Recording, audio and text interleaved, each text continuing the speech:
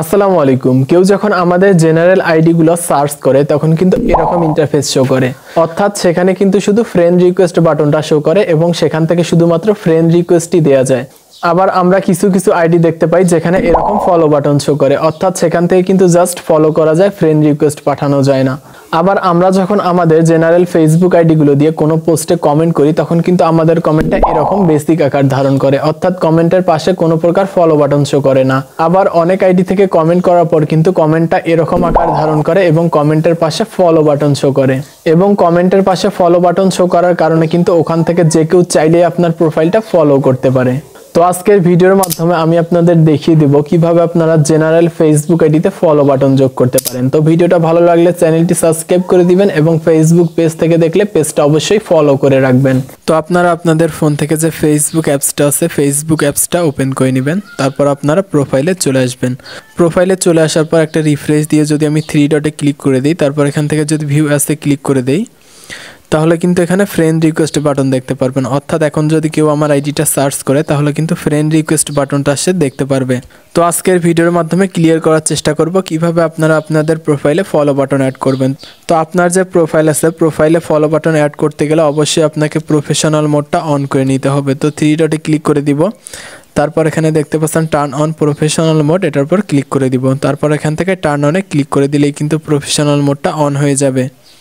তারপর এখানে বেশ কিছু ক্রাইটেরিয়া আছে, ক্রাইটেরিয়াগুলো আপনারা সম্পূর্ণ করে দিবেন। তারপর ব্যাক করে চলে এসে যদি একটা রিফ্রেশ দিয়ে দেখাই তাহলে কিন্তু দেখেন এখানে প্রফেশনাল ড্যাশবোর্ড দেখাচ্ছে, অর্থাৎ আমার ফেসবুক আইডিটা প্রফেশনাল মোড অন হয়ে গেছে। যদি আমি আবারও 3 ডটে ক্লিক করে এখান থেকে ভিউ অ্যাসে ক্লিক করে দেই তাহলে কিন্তু এখানে ফলো বাটন দেখাচ্ছে। তারপর এখান থেকে আপনারা ব্যাক করে চলে আসবেন, আপনাদের যে নিউজ ফিড আছে নিউজ ফিডে চলে আসবেন। নিউজ ফিডে চলে আসার পর এখানে যে 3 লাইন আছে 3 লাইনে ক্লিক করে দিবেন। 3 লাইনে ক্লিক করার পর স্ক্রল করে একটু নিচে চলে আসবেন, এখান থেকে সেটিং অ্যান্ড প্রাইভেসিতে ক্লিক করে দিবেন। সেটিং অ্যান্ড প্রাইভেসিতে ক্লিক করার পর এখান থেকে সেটিংয়ে ক্লিক করে দিবেন। তারপর এখানে দেখতে পাচ্ছেন প্রাইভেসি চেকআপ, তো আপনারা সিম্পলি প্রাইভেসি চেকআপে ক্লিক করে দিবেন। তারপর এখানে একটা অপশন দেখতে পাচ্ছেন how people can find your Facebook account, তো এটার উপর ক্লিক করে দিবেন।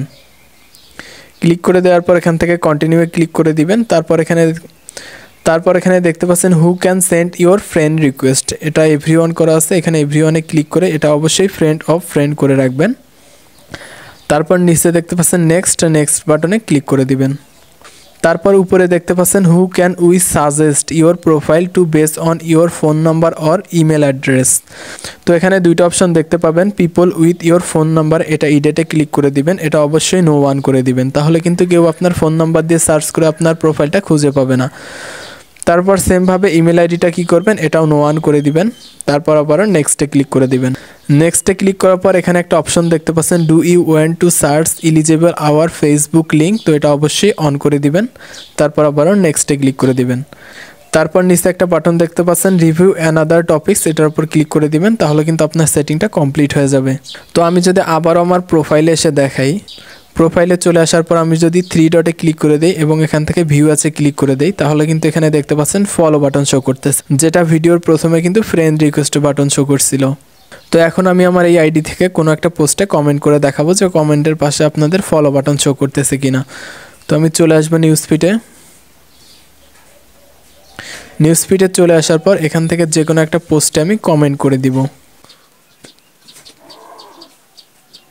তো আমি একটা পোস্টে একটা কমেন্ট করে দিলাম, যেহেতু আমি চাইলেও আমার নিজের অ্যাকাউন্টটা ফলো করতে পারবো না তাই এখানে কিন্তু দেখাবে না, কিন্তু এখানে আপনারা দেখতে পাচ্ছেন এমডি নাজমুল ইসলাম, তার কমেন্টের পাশে কিন্তু ফলো বাটন শো করতেছে।